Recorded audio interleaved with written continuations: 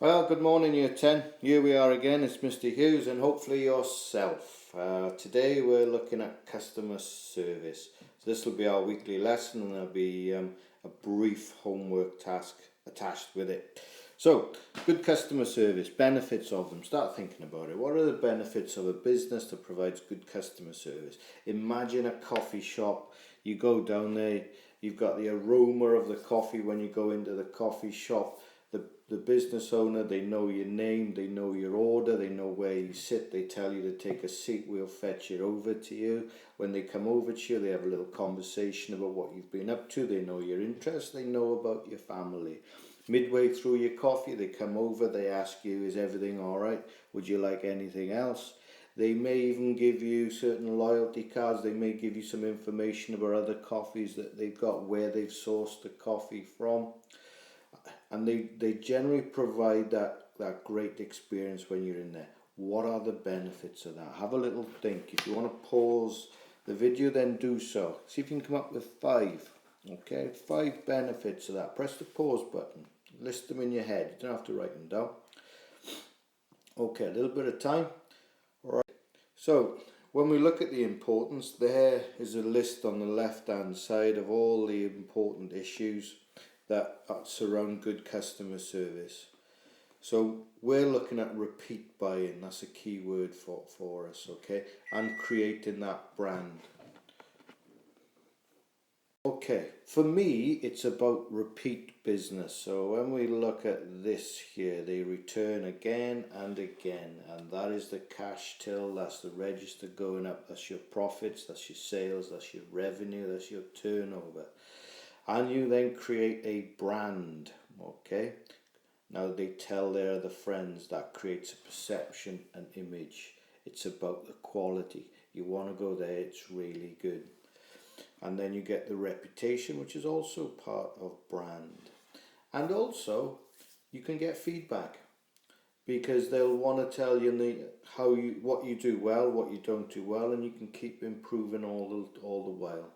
And then we come to market share. So market share is a percentage of the entire market that you control. So if we're looking at coffee shops, maybe Costa, Starbucks, they would have the large percentage of the entire market. Maybe, they'd be looking at over 60% of the market share between the two of them. So you might want to take note of what market share is, because it could be in your homework. So there's the importance of customer service.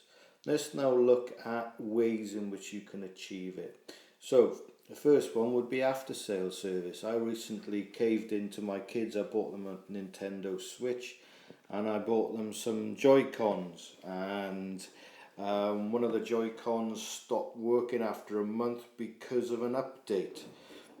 They've got an online forum, they've got contact where I can get hold of them.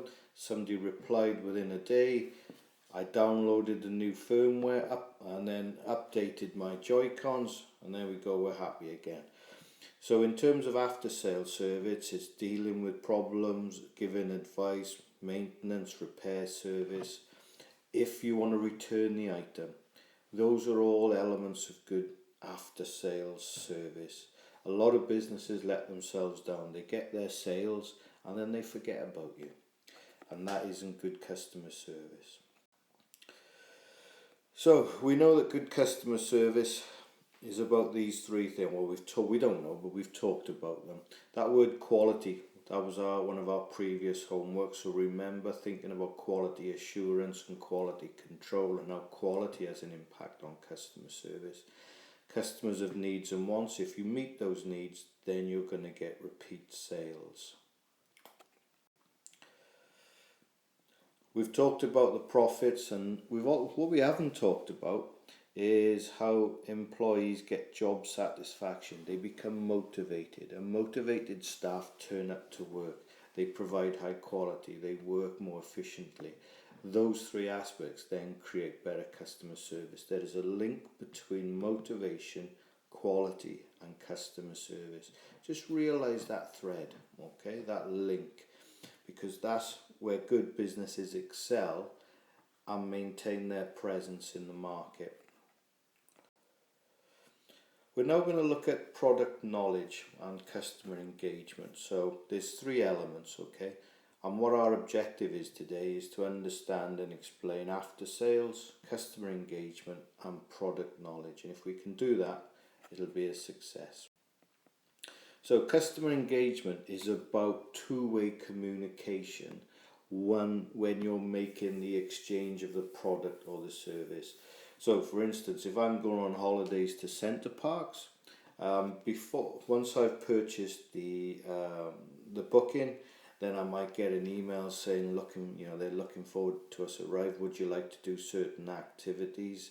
What facilities would you like in your accommodation? They might have a countdown to when you're arriving.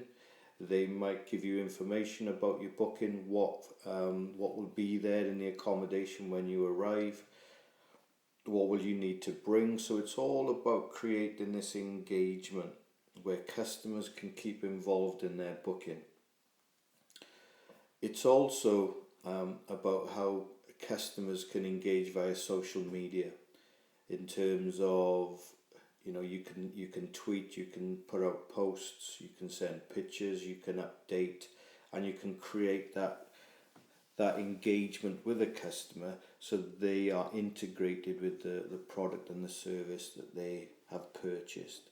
So for the examples on the PowerPoint, if we're looking at reminders and confirmations that reassure and that engage.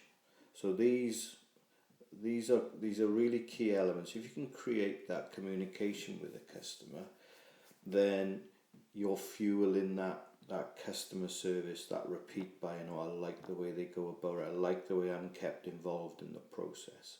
So customer engagement, really clever approach to customer service. And then on to product knowledge. So product knowledge is what it says in the heading. So product knowledge is where you have an employee where he or she really understands the product, knows the ins and outs, all the nuances, all the details of that product, and that reassures and it puts trust between the customer and the business. So an example, I was buying a TV recently. I went to Curry's. There was a chap there who was only working Saturdays. He didn't know his product knowledge. I asked him to compare LG with Sony, and all he did at the time was read the information at the bottom of the TV, which was on a card which gave information.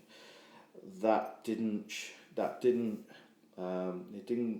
perceive that person knew what they were talking about, and I thought, well, should I be buying a TV off this person or should I look elsewhere? And I did. I went to Richer Sounds, and there was a chap there who was really engaged and passionate about technology and TVs. He went through all the features on the TV, the color resolution, the contrast, what apps you could use, what situations the TV could be used in terms of music and Spotify and so on.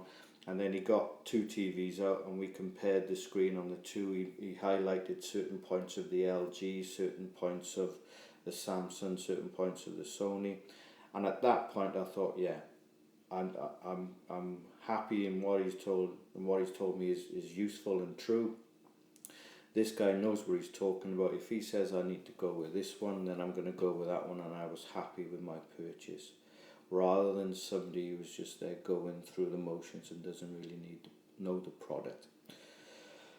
Okay, so that completes this lesson then, short and sweet. Two objectives: identify and explain product knowledge, customer engagement and after sales service, explaining what they are, using examples, and also the benefits of good customer service. Cleverer ones amongst you will have noticed the link between quality, motivation of workers and customer service. So there's homework, it's brief, there's some retrieval questions, and then there's 3 questions. So hopefully that shouldn't be too time consuming. Again, I always enjoy these presentations because it's a chance to interact with each other at a certain level, and I look forward to seeing you in better times. So good luck with the homework. Again, you can submit it on Show My Homework, either a photo or a Word document. I'm flexible. So good luck, have a good week.